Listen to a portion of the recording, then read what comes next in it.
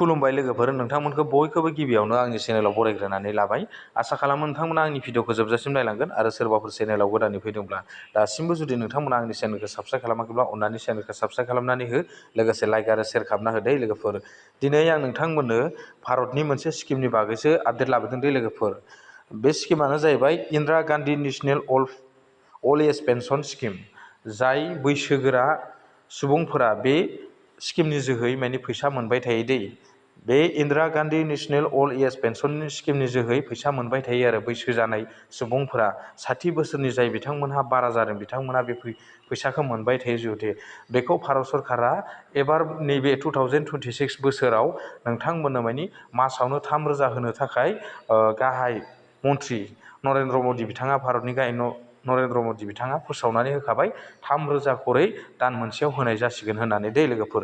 दा बे अल्ड जि pension Indira Gandhi national अल्ड pension बे स्किमखौ जाय बिथांमोना एप्लाइ खालामाखै दै, जाय बैसोगोरा बिथांमोना एप्लाइ खालामाखै बिथांमोना एप्लाइ खालामनानै लाबानो जाबाय। बेवहाय नोंथांमोना मा डकुमेन्ट्स होनो नांगोन आरो बेखौ बबेयाव थांनानै एप्लाइ खालामनांगौ आं बेखौ नोंथांमोननो फारि फारि फोरमायलांनि। गिबियावनो आं नोंथांमोननो बिनि डकुमेन्ट्सखौ फोरमायहरग्रोनाय दे लोगोफोर। बेवहाय नोंथांमोनहा डमिसाइल सार्टिफिकेट नांगोन, बाखि सार्टिफिकेटफोरा गैयाबाबो जागोन। बेनिफ्राय नैबेवहाय रेसिडेन्ट प्रुफ सार्टिफिकेट नांगोन, भटार आइडि जायखिया मोनसे नांथारगोन आरो भटार आइडिखौथ' नांखाथारगोन नालाय।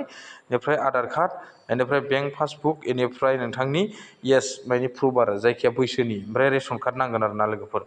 आं नोंथांमोननो फोरमायहरखाबाय नोंथांमोना बे मोनबा डकुमेन्ट्सखौ माने नांथारगोन आरो। बेनि उनावसो नोंथांमोना बे इन्दिरा गान्धी नेशनेल अल्ड पेन्सन स्किमखौ एप्लाइ खालामहैनो हागोन आरो लोगोफोर। नङाबा नोंथांमोना एप्लाइ खालामहैनो हानाय नङा। बेखौ नोंथांमोना अनलाइनजोंनो एप्लाइ खालामनानै लानो हागोन दे लोगोफोर। आं नोंथांमोना दिन्थिनि बेवहाय अनलाइन एप्लिकेसन प्रसेस दंना। नोंथांमोना जुदि गोसो दङब्ला गावबो मबाइल फननि गेजेरजों एप्लाइ खालामनानै लानो हागोन। नोंथांमोननो आंनि भिडिअनि जि डिसक्रिपसन बक्सआव बेनि लिंकखौ होनानै दोनगोन दे लोगोफोर, एप्लाइ लिंकखौ। नोंथांमोना बेवहाय थांनानै उमांआव थांनानै नोंथांमोना एप्लाइ खालामनानै लाहैनो हागोन आरो लोगोफोर। आं बेखौ नोंथांमोननो फोरमायहरखाबाय। नोंथांमोना जुदि सोरबाफोर न'खराव जुदि बैसो जानाय सुबुं दङब्ला, जुदि बे इन्दिरा गान्धी नेशनेल अल्ड एज पेन्सन स्किमखौ मोनाखैब्ला नोंथांमोना थाबैनो एप्लाइ खालामनानै ला। माने बेनि जि मान्थलि फैसा, बे फैसाखौ माने भारत सरकारा बांहोनायनि मोनसे थांखि लाबाय आरो ना। सिगां समावथ' 250 ना माल'सो मोनोमोन। दा माने बिथांमोना बा भारत सरकारा बेखौ 3,000 खरै बानायनायनि मोनसे थांखि लाबाय।